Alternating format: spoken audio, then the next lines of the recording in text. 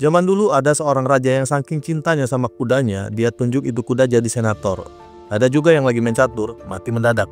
Lain cerita di Mesir, ada sultan yang suka mengoleksi sikat gigi Napoleon. Walaupun dia terlahir sebagai miliarder, hobinya nyolong di toko. Dan ada satu lagi, raja yang membangun kastil dongeng mewah tapi isinya cuma dia sendiri ngomong sama tembok. Ini bukan fiksi cuy, ini sejarah.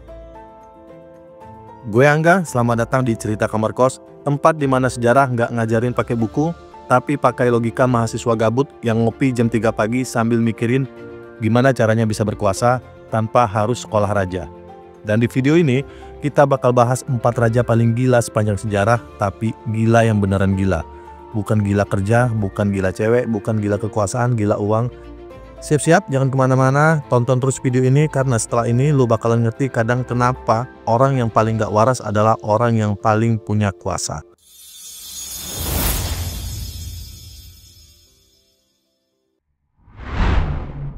Lahir dengan nama Gaius Julius Caesar Germanicus, tapi dunia lebih kenal dia sebagai Caligula. Nama panggilan Caligula artinya sandal kecil, karena waktu kecil dia suka ikut bokapnya ke medan perang sambil pakai seragam mini tentara Romawi. Ya lo pikir lucu memang. Sampai lo sadar si bocah sandal kecil ini bakal tumbuh jadi salah satu pemimpin paling gila di sejarah manusia. Jadi Caligula itu bukan tipe anak yang biasa-biasa saja. Dia anak dari seorang jenderal terkenal, Germanicus, yang dihormati banyak orang. Tapi hidupnya penuh drama. Dari kecil dia udah ngerasain kekerasan politik dan pengkhianatan yang bikin dia trauma. Bokapnya dibunuh, dan ibunya juga dihukum. Caligula harus hidup di bawah bayang-bayang keluarga yang hancur. Dan banyak pembunuhan politis di sekitarnya. Ini yang bikin dia nggak punya rasa percaya sama orang lain. Tapi lo tahu kan, ada banyak orang yang kalau udah nggak punya apa-apa, bisa jadi gila. Atau malah punya kekuatan yang bikin orang lain takut. Itulah yang terjadi sama Caligula. Setelah berhasil merebut tahta Romawi, dia jadi kaisar pada umur 24 tahun. Awalnya dia hanya dipandang sebagai pemimpin yang cerdas. Saking cerdasnya, dia bisa meyakinkan orang banyak kalau dia itu pemimpin yang bijaksana dan Romawi akan jadi lebih maju. Dia sempat ngebuat sistem yang lebih adil di pemerintahan dan juga diplomasi yang menguntungkan banyak pihak. Pidatonya punya daya tarik yang luar biasa dan rakyat sempat menyukainya. Seakan-akan Caligula akan menjadi kaisar yang disayang rakyat, tapi kita semua tahu kalau hal-hal baik itu nggak pernah bertahan lama. Setelah sekitar 6 bulan jadi kaisar, Caligula mulai berubah. Otaknya kayak kena gangguan sistem yang nggak bisa dijelaskan. Kalau dulu dia bisa mikir rasional, sekarang dia lebih milih mengeksperimen dengan kekuasaannya yang absolut. Kegilaannya yang pertama, dia menjadikan kudanya sebagai senator. Jadi, Caligula mulai menggila karena dia bosen. Ya, nggak ada kegiatan seru yang bisa bikin hidupnya penuh kejutan mungkin. Dia mencoba cari cara buat merubah Romawi, dan politik Romawi jadi ya lebih unik gitu. Salah satunya dia bikin Inquiatus, kudanya sendiri menjadi senator. Dia kasih Inquiatus rumah, pelayan, bahkan kata orang, kuda ini dikasih undangan makan malam di istana sama para bangsawan Romawi. Ada ide brilian lainnya yang lebih gila, Caligula mulai menganggap dirinya sebagai dewa. Tapi bukan dewa yang bijaksana. Dia menjadi dewa yang kalau lagi marah bisa bilang, penggal kepala orang itu, gimana kalau lo kerja di pemerintahan Romawi saat itu? Harus hati-hati banget kalau nggak mau dibunuh cuma gara-gara ngomongnya salah di depan kaisar. Kegilaannya yang ketiga, Caligula membawa pasukannya perang melawan laut. Tentara Romawi disuruh ngumpuli kerang-kerangan dan bilang itu sebagai rampasan perang dari dewa laut Neptunus. Soal pasangan, Caligula juga nggak kalah aneh. Dia punya beberapa istri dan pasangan, tapi yang paling terkenal adalah Machaera, yang katanya juga punya hubungan sangat dekat, bahkan ada yang bilang mereka berdua punya hubungan yang lebih dekat dari sekedar saudara. Dia juga dikenal sebagai penguasa yang penuh dengan skandal seksual. Setelah 4 tahun jadi kaisar, pemerintahan Caligula udah mulai kacau banget. Keputusan-keputusan absurdnya semakin sering, paranoia semakin parah, dan rakyat mulai ngerasa kalau dia bukan lagi seorang pemimpin, tapi seorang diktator gila yang nggak bisa diajak kompromi. Bahkan para senator Romawi mulai gerah dan ngerasa kalau kekuasaannya harus dihentikan. Karena kebiasaannya yang suka membunuh orang tanpa alasan jelas, membuat banyak orang di sekitarnya merasa terancam. Para pengawalnya yang harusnya setia melindungi kaisar, malah merasa takut dengan tingkah laku Caligula yang semakin nggak terkendali. Jadi suatu malam, tahun 41 Masehi, salah satu pengawal tinggi Caligula yang bernama Cassius Chaerea, yang juga punya dendam pribadi sama Caligula karena sering dihina, mulai merencanakan pembunuhan. Dia nggak sendirian, beberapa pengawal lain yang udah muak dengan kebijakan dan perilaku Caligula ikut terlibat. Malam itu, Caligula lagi jalan-jalan di teater. Tiba-tiba dia diserang oleh sekelompok pengawal. Mereka menusuknya berkali-kali dengan pedang, lalu ketika dia terjatuh dan mulai berteriak minta tolong, pengawal lainnya datang dan menusuknya lagi. sampai Caligula tewas. Tragis kan? Dari seorang yang dulu disayang rakyat, dia akhirnya mati terbunuh dalam konspirasi yang dipimpin oleh orang-orang yang dulunya harusnya setia pada dia. Setelah kematiannya terjadi kekosongan kekuasaan, kekacauan sempat melanda dan orang-orang langsung merayakan kematiannya karena mereka merasa terbebas dari tirani yang udah berlangsung. Caligula nggak cuma dihukum mati oleh pengawalnya, tapi juga dihukum oleh sejarah sebagai salah satu penguasa paling gila yang pernah ada. Ironis, karena dia bisa dibilang jadi simbol kejatuhan Romawi yang sangat absurd. Nama aslinya Ivan IV Vasilevich, tapi sejarah mengenalnya sebagai Ivan si Mengerikan. Ya gimana nggak mengerikan coba? Naik tahta di umur 3 tahun, dan dari kecil udah dikelilingi pengkhianatan, pembunuhan, dan drama politik. Masa kecilnya tuh lebih mirip sinetron Indosiar kalau ketemu film Joker. Ivan kecil dibesarkan di lingkungan yang penuh dengan ketegangan. Bapak ibunya mati, dia sering dibully sama bangsawan karena dia dianggap nggak punya kekuatan. Di usia muda, dia sudah ngerasain pengkhianatan yang bikin rasa percaya diri dia hancur. Dari situ, dia mulai ngerasa dunia ini penuh dengan orang-orang jahat dan dia perlu bertindak keras kalau mau bertahan hidup. Di usia 16 tahun, dia mendeklarasikan dirinya sebagai Tsar pertama Rusia. Bukan cuma raja, tapi dia bilang kalau dia adalah perwakilan Tuhan di bumi. Awalnya dia cukup sukses. Ivan ngebangun militer, reformasi hukum, dan bikin Rusia semakin luas. Bahkan, dia terkenal karena keberaniannya dan kekejamannya yang katanya untuk kesejahteraan negara. Tapi makin kesini, Ivan makin mirip villain utama yang nggak tahu kapan harus berhenti. Keahliannya politik, militer, dan menyimpan dendam level platinum. Puncak kegilaan Ivan adalah ketika dia bikin Oprichnina, pasukan khusus yang tugasnya cuma satu, bikin rakyat merinding tiap dengar nama mereka. Oprichnina ini mirip pembunuh bayaran, tapi mereka punya kewenangan penuh untuk menghukum, membunuh, bahkan menyiksa siapa saja yang dicurigai sebagai musuh Ivan. Bangsawan, rakyat, bahkan teman-temannya sendiri, gak ada yang aman. Dendam Ivan makin gak terkendali. Siapa saja yang menghalangi jalannya akan dihancuri tanpa ampun. Ivan mulai curiga sama semua orang, bahkan anaknya sendiri. Bayangin, lo punya anak, terus suatu waktu dia nggak sengaja berdebat sama lo, dan lo nggak bisa kontrol emosi lo, terus lo bunuh dia pakai tongkat besi. Ivan itu bunuh anaknya sendiri cuma gara-gara debat kecil. Cuma debat, bukan kudeta, bukan makar, cuma debat. Ivan juga suka banget nyiksa hewan. Ada cerita dia pernah nyiksa tikus, melempar anjing dari menara, dan pernah ngebantai satu kotak karena katanya auranya nggak enak. Jadi bisa dibilang Ivan itu bukan cuma ngelakuin kekejaman ke manusia, tapi juga ke hewan. Intinya, kalau lo hidup di zaman Ivan, lo nggak aman, apapun bisa terjadi.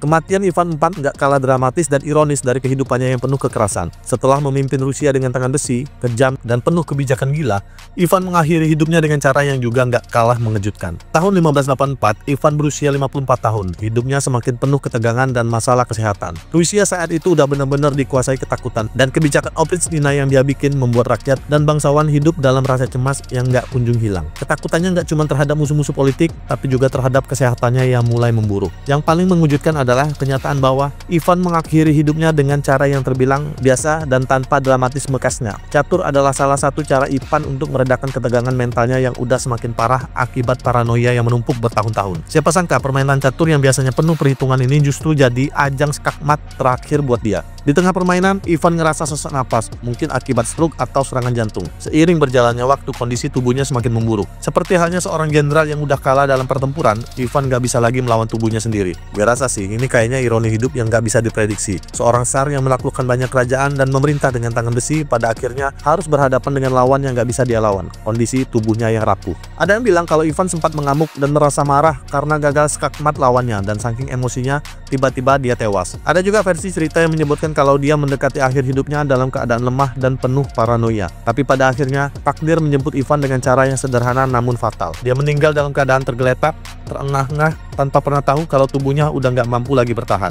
Setelah kematian Ivan, Rusia mengalami kekosongan kekuasaan yang cukup besar. Anak-anak Ivan, terutama Fedor I, yang menggantikan ayahnya, sebenarnya nggak bisa membawa Rusia keluar dari bayang-bayang kekuasaan Ivan yang penuh kekerasan. Meskipun Fedor berusaha membawa Rusia ke arah yang lebih stabil, kekejaman Ivan masih terus dikenang dan menghantui negeri itu. Para pengikut Ivan yang selama ini setia juga mulai saling berebut kekuasaan. Banyak yang merasa lega karena akhirnya tirani Ivan berakhir, tapi pada saat yang sama, banyak juga yang merasa cemas dengan masa depan Rusia yang penuh ketidakpastian. Jadi meskipun Ivan dikenal dengan julukan si mengerikan, akhirnya dia berakhir dengan cara yang sangat biasa. Tidak semegah atau seheroik yang mungkin diharapkan banyak orang. Bahkan kematiannya terasa seperti gagal skakmat dari kehidupan yang keras dan penuh kekerasan. Kalau dua raja sebelumnya gila karena kekuasaan, yang satu ini gila karena terlalu cinta dongeng. Nama aslinya Ludwig II, naik tahta di usia 18 tahun, ganteng, kaya, pemalu, dan super introvert. Nggak kayak kebanyakan raja yang ngincar kekuasaan, Ludwig lebih suka menghabiskan waktunya di dunia fantasi. Di kepalanya yang ada cuma kastil, opera, dan kisah cinta imajiner. Ludwig II lahir di Munchen, Jerman pada 25 Agustus 1845. Sejak kecil dia udah jadi anak yang nggak biasa. Ya bayangin aja, dia ini lebih tertarik sama kastil, opera, dan dongeng daripada main bola atau bergaul dengan teman-teman sebayanya. Sejak kecil, Ludwig udah diperkenalkan dengan dunia mitologi, seni, dan cerita-cerita fantasi yang nyeleneh. Gak heran kalau dia lebih suka berimajinasi daripada berinteraksi dengan dunia nyata. Dia dibesarkan dalam keluarga kerajaan Bavaria yang meskipun bergelimang kekayaan juga penuh dengan drama politik. Ayahnya, King Ludwig I, adalah raja yang cukup terlibat dalam dunia politik dan seni. Sementara ibunya, Mary of Prussia, adalah seorang wanita yang sangat kaku dan penuh tuntutan. Keluarga kerajaan ini lebih seperti setting drama daripada keluarga yang harmonis. Ludwig kecil sering merasa terasing, terutama karena hubungannya yang agak dingin dengan ayahnya. Ludwig lebih suka berdiam diri di kastil-kastil tua, dikelilingi oleh gambar-gambar mitologi, dan mendengarkan kisah-kisah opera dari komposer besar seperti Richard Wagner. Ludwig itu pemalu, bahkan cenderung introvert. Dia lebih sering berbicara dengan dirinya sendiri atau ngobrol tentang mitologi Nordik daripada bicara soal urusan kerajaan. Dengan kepribadiannya yang sensitif, Ludwig seolah mencari pelarian dalam dunia imajinasi yang jauh dari kenyataan. Ludwig punya kebiasaan membaca cerita-cerita epik tentang para pahlawan dan kesatria. Kebiasaan ini bikin dia selalu merasa ada kekosongan dalam hidupnya, karena dunia nyata nggak bisa ngasih petualangan seru kayak di dongeng-dongeng yang dia baca. Coba bayangin, lo dihadapkan pada dunia kerajaan yang penuh kekuasaan dan politik yang penuh drama, sementara lo lebih nyaman ngobrol dengan tokoh-tokoh mitologi di kepala lo. Ludwig II akhirnya naik tahta pada usia 18 tahun, setelah ayahnya, King Ludwig I, mengundurkan diri pada tahun 1848 akibat tekanan politik. Ini adalah masa yang penuh ketegangan bagi kerajaan Bavaria, karena Jerman sedang mengalami perubahan besar dalam hal politik. Negara-negara kecil di Eropa mulai bersatu, dan kerajaan yang dulunya besar dan kuat kini harus menghadapi tantangan besar dalam menjaga kestabilannya. Tapi, Ludwig yang muda dan pemalu justru gagal menghadapinya. Alih-alih menghadapi tekanan politik dan masalah negara, dia justru semakin terperangkap dalam dunia hayalannya. Ludwig lebih tertarik dengan cita-cita pribadi untuk membangun kastil megah yang terinspirasi dari dongeng daripada menyelesaikan masalah kerajaan yang ada. Di saat kebanyakan raja akan memikirkan strategi politik dan menjaga kestabilan negara, Ludwig malah memilih untuk melarikan diri ke dunia yang jauh lebih indah di benaknya. Ludwig memiliki keahlian arsitektur, imajinasi tinggi, dan kabur dari kenyataan. Dia nggak tertarik urusan politik atau masalah negara yang lagi penuh gejolak. Jerman waktu itu lagi transisi politik, butuh pemimpin yang kuat, tapi Ludwig malah ngilang ke gunung dan bangun kastil-kastil yang terinspirasi dari kisah-kisah fantasi. Kastil yang paling terkenal adalah Neuschwanstein. Kastil ini indah banget jadi pemandangan yang sering dilihat orang, tapi dia nggak pernah tinggal di situ. Kastil itu cuma buat dipandang. Bayangin aja, lo bangun kastil yang luar biasa megah dan indah, tapi lo nggak pernah tinggal di dalamnya. Ya, buat Ludwig, kastil itu bukan rumah, tapi simbol dari dunia impian yang nggak bisa dia sentuh. Dia pernah nyuruh semua pelayan membelakangi dia karena katanya, mata manusia bikin gue gugup. Jadi, pelayan-pelayannya harus bekerja tanpa menatap langsung ke arah Ludwig. Dan itu bukan hal yang aneh buat dia. Semua itu udah jadi bagian dari dunia nyata Ludwig yang terpisah dari dunia luar. Dia juga sering banget ngobrol sendiri di balkon kastilnya. Katanya, lagi diskusi dengan karakter dari mitologi Nordik. Setelah Ludwig II dinyatakan gila oleh pemerintah dan diturunkan dari tahta, dia mulai hidup dalam pengasingan. Semua yang dicintainya, kastil, opera, dan impian-impiannya yang indah, mulai terasa jauh dari jangkauan. Di tengah kekosongan itu, Ludwig justru semakin terperangkap dalam dunia hayalnya. Tanggal 13 Juni 1886, Ludwig dan psikiaternya Dr. Bernhard von Guden pergi berjalan-jalan di sekitar Danau Tannberg. Ludwig yang biasanya terisolasi, kali ini seolah mencari ketenangan di alam. Beberapa jam setelah mereka pergi, Ludwig dan psikiaternya ditemukan tenggelam di danau. Keduanya dalam keadaan yang sangat mencurigakan. Ludwig ditemukan dengan kakinya masih mengenakan sepatu dalam posisi yang aneh, sementara psikiaternya ditemukan lebih jauh, dalam keadaan yang sama-sama aneh. Ada yang bilang Ludwig bunuh diri, ada yang bilang dia dihukum mati oleh pihak-pihak yang merasa terancam dengan eksentrismenya. Tapi yang lebih mengejutkan lagi adalah kondisi tubuh mereka. Tidak ada luka atau tanda-tanda kekerasan yang jelas. Beberapa orang percaya kalau Ludwig dihabisi untuk mengakhiri kekuasaannya yang dianggap terlalu tidak stabil. Ada juga yang bilang bahwa psikiaternya ikut mati dalam kondisi yang misterius karena terlibat dalam suatu percakapan rahasia yang mungkin terkait dengan pengasingan Ludwig. Kematian mereka berdua tetap menjadi salah satu misteri besar dalam sejarah. Apakah itu bunuh diri, apakah pembunuhan, atau mungkin sebuah konspirasi politik yang akhirnya berhasil menyingkirkan Ludwig II. Kalau tadi kita ngomongin raja yang gila karena kekuasaan atau cinta dongeng, sekarang ada satu yang lebih absurd lagi. Farouk I, Raja Mesir yang naik tahta umur 16 tahun dan dibesarkan di luar negeri. Kembali ke Mesir dengan mindset, gua mau jadi raja paling stylish dan nyeleneh se-Mesir raya. Siapa dia? Bocah sultan TikTok yang baru aja ngeh kalau dia punya kekuasaan dan uang. Terus mikir, kenapa nggak gue jadiin diri gue sendiri kayak meme hidup? Farouk I lahir pada 11 Februari 1920, anak dari Raja Fuad I. Sejak kecil dia lebih banyak dibesarkan di Eropa, terutama di Italia, daripada di Mesir. Bisa dibilang kehidupan awal Farouk itu mirip anak sultan yang pengen banget eksis di sosial media. Jadi, Farouk besar dalam lingkungan elit Eropa yang mengajarkan dia segala hal tentang kemewahan dan gaya hidup mewah. Ketika dia pulang ke Mesir di usia 16 tahun, kondisi negaranya lagi kacau banget. Politik penuh dengan ketegangan, ekonomi lagi hancur, dan yang paling parah, kesejahteraan rakyat jauh dari harapan. Tapi Farouk dia lebih milih fokus jadi raja yang stylish dan bikin semua orang heran dengan kelakuan gilanya. Farouk itu jagonya ngabisin duit negara buat beli barang-barang aneh. Dia punya koleksi sikat gigi Napoleon, jam tangan James Bond, kunci kamar Marie Antoinette, dan masih banyak lagi benda-benda aneh yang seharusnya cuma bisa didapetin di museum sejarah. Farouk juga punya hobi yang lebih absurd lagi. Dia suka nyolong benda-benda kecil, mungkin biar koleksinya makin lengkap. Kondisi negara yang krisis bikin Farouk nggak terlalu peduli. Dia lebih sibuk ngabisin waktunya buat pesta dan nambah berat badan terus. Bahkan, berat badan Farouk bisa naik sampai lebih dari 130 kg selama masa pemerintahannya. Gak ada waktu buat ngurusin ekonomi negara, dia malah jadi raja yang terkenal dengan gaya hidup hedonisnya. Sementara itu, para pemerintah Mesir udah mulai kesal sama kelakuan Farouk.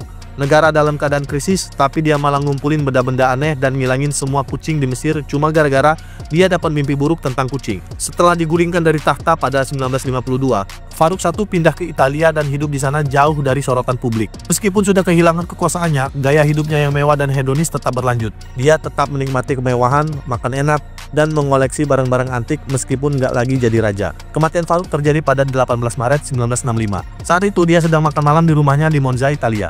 Nah, cerita menariknya adalah piring makanannya itu konon sebesar setir mobil. Itu adalah simbol dari kehidupan berlebihan yang dia jalani dari makan sampai belanja. Tiba-tiba saat makan, Farouk mengalami serangan jantung yang langsung merenggut nyawanya.